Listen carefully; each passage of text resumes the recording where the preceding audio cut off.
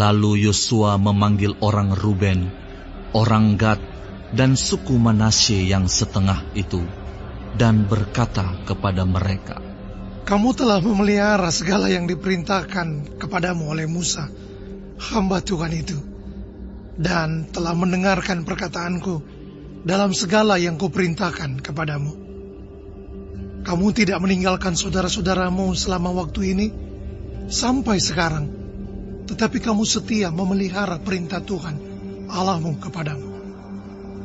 Tetapi sekarang Tuhan Allahmu telah mengaruniakan keamanan kepada saudara-saudaramu, seperti yang dijanjikannya kepada mereka.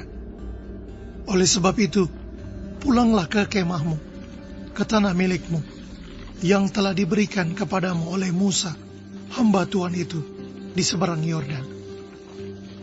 Hanya lakukanlah dengan sangat setia perintah dan hukum yang diperintahkan kepadamu oleh Musa, hamba Tuhan itu, yakni mengasihi Tuhan Allahmu, hidup menurut segala jalan yang ditunjukkannya, tetap mengikuti perintahnya, berpaut padanya, dan berbakti kepadanya dengan segenap hatimu dan dengan segenap jiwamu." Lalu Yosua memberkati mereka dan melepas mereka pergi. Maka pulanglah mereka ke kemah mereka. Kepada suku Manasye yang setengah telah diberikan Musa bagian mereka di Basan. Kepada suku yang setengah lagi telah diberikan Yosua bagian mereka di antara saudara-saudara mereka di sebelah barat sungai Yordan. Lagipun ketika Yosua melepas mereka pergi ke kemah mereka, setelah memberkati mereka, maka ia berkata kepada mereka demikian, "Pulanglah ke kemahmu dengan kekayaan yang banyak, dan dengan sangat banyak ternak, dengan perak, emas, tembaga, besi, dan dengan pakaian yang sangat banyak. Bagilah dengan saudara-saudaramu jarahan yang dari musuhmu itu." Maka pulanglah Bani Ruben, Bani Gad, dan suku Manasye yang setengah itu, dan mereka pergi meninggalkan orang Israel, keluar dari Silo di tanah Kanaan, untuk pergi ke tanah Gilead, tanah milik mereka yang didiami mereka, sesuai dengan titah Tuhan dengan perantaraan Musa. Ketika mereka sampai ke Gelilot pada sungai Yordan, yang di tanah Kanaan, maka Bani Ruben, Bani Gad, dan suku Manasye yang setengah itu mendirikan mezbah di sana, di tepi sungai Yordan, mezbah yang besar bangunannya. Lalu terdengarlah oleh orang Israel itu cakap orang, "Telah didirikan mezbah oleh Bani Ruben, Bani Gad, dan suku Manasye yang setengah itu. Mezbah menghadap ke tanah Kanaan, di Gelilot pada sungai Yordan, di sebelah wilayah orang Israel." Ketika hal itu terdengar oleh orang Israel, berkumpullah segenap umat Israel di Silo untuk maju memerangi mereka. Kemudian orang Israel mengutus kepada Bani Ruben, kepada Bani Gad, dan kepada suku Manasye yang setengah itu ke tanah Gilead, Imam Pinehas bin Eleazar, dan bersama-sama dengan dia 10 pemimpin, yakni seorang pemimpin kaum keluarga sebagai wakil tiap-tiap suku Israel. Masing-masing mereka itu kepala kaum keluarganya di antara kaum-kaum orang Israel. Setelah mereka sampai kepada Bani Ruben, kepada Bani Gad, dan kepada suku Manasye yang setengah itu di tanah Gilead, berkatalah mereka kepada orang-orang itu demikian, "Beginilah kata segenap umat Tuhan.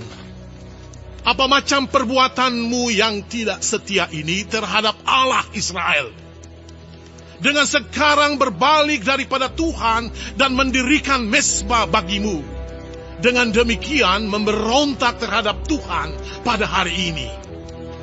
Belum cukupkah bagi kita noda yang di Peor itu, yang daripadanya kita belum mentahirkan diri sampai hari ini, dan yang menyebabkan umat Tuhan kena tulah.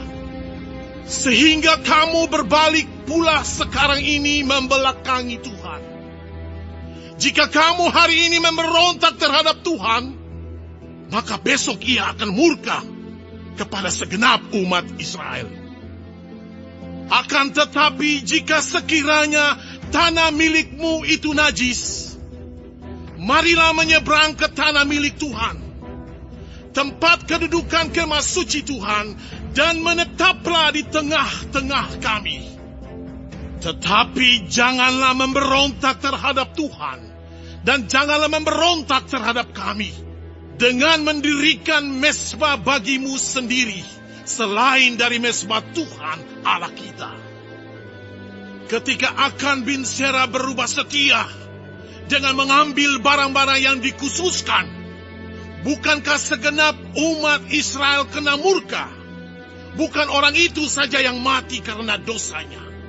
Lalu jawab Bani Ruben, Bani Gad, dan suku Manasye yang setengah itu, katanya kepada para kepala kaum-kaum orang Israel, Allah segala Allah, Tuhan, Allah segala Allah, Tuhan, Dialah yang mengetahui, dan patutlah orang Israel mengetahuinya juga. Jika sekiranya hal ini terjadi dengan maksud memberontak atau dengan maksud berubah setia terhadap Tuhan, biarlah, jangan Tuhan selamatkan kami pada hari ini. Jika sekiranya kami mendirikan mezbah untuk berbalik daripada Tuhan, untuk mempersembahkan korban bakaran dan korban sajian di atasnya, serta korban keselamatan di atasnya, biarlah Tuhan sendiri yang menuntut balas terhadap kami. Tetapi sesungguhnya kami telah melakukannya karena cemas. Sebab pikir kami, di kemudian hari anak-anak kamu mungkin berkata kepada anak-anak kami demikian, apakah sangkut pautmu dengan Tuhan Allah Israel? Bukankah Tuhan telah menentukan sungai Yordan sebagai batas antara kami dan kamu? Hai orang Bani Ruben dan Bani Gad, kamu tidak mempunyai bagian akan Tuhan.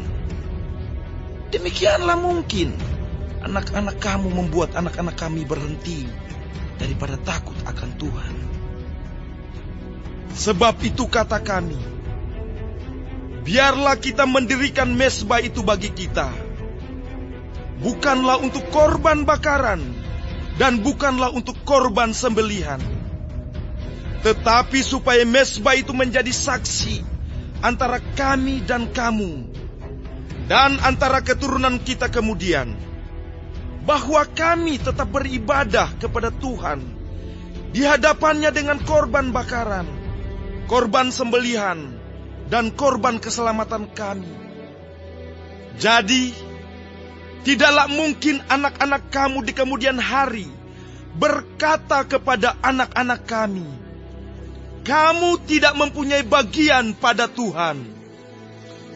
Lagi kata kami, apabila di kemudian hari demikian, dikatakan mereka kepada kita dan kepada keturunan kita, maka kita akan berkata, tengoklah bangunan tiruan mezbah Tuhan itu, yang telah dibuat oleh nenek moyang kami, bukan untuk korban bakaran, dan bukan untuk korban sembelihan, tetapi mezbah itu menjadi saksi antara kami dan kamu.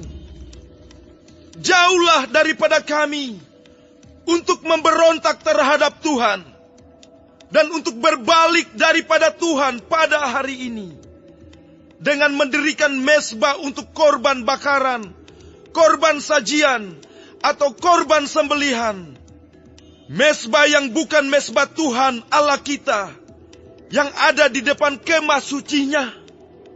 Setelah Imam Pinehas dan para pemimpin umat, serta para kepala kaum-kaum orang Israel yang bersama-sama dengan dia, mendengar perkataan yang dikatakan oleh Bani Ruben, Bani Gad, dan Bani Manasye itu, maka mereka menganggap hal itu baik. Kemudian berkatalah Imam Pinehas bin Eleazar kepada Bani Ruben, Bani Gad, dan Bani Manasye, "Sekarang tahulah kami bahwa Tuhan ada di tengah-tengah kita. Sebab tidaklah kamu berubah setia terhadap Tuhan. Dengan demikian, kamu telah melepaskan orang Israel dari hukuman Tuhan." Sesudah itu, Imam Pinehas bin Eleazar serta para pemimpin itu meninggalkan Bani Ruben dan Bani Gad di tanah Gilead, pulang ke Kanaan kepada orang Israel, lalu disampaikanlah berita itu kepada mereka.